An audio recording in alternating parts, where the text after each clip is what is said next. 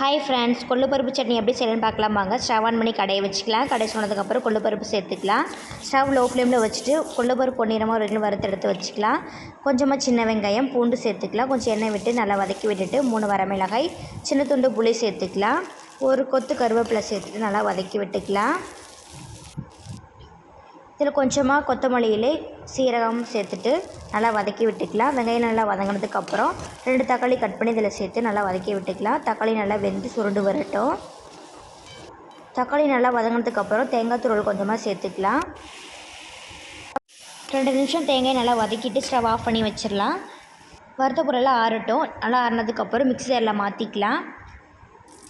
வறுத்த பொருள் எல்லாத்தையும் சேர்த்துட்டு தேவையான அளவு உப்பு சேர்த்துக்கலாம். தண்ணி ஊற்றி நைஸாக அரைக்காமல் குறகுறப்பாக அரைச்சி எடுத்துக்கலாம். இதுக்கு எப்பயும் போல் ஒரு தாளிப்பு போட்டோம்னா நமக்கு கொள்ளுப்பருப்பு சட்னி ரெடி ஆயிரும். கண்டிப்பாக வீட்டில் ட்ரை பண்ணி பாருங்கள். வீடியோ பிடிச்சிருந்தா லைக் பண்ணுங்கள், ஷேர் பண்ணுங்கள்.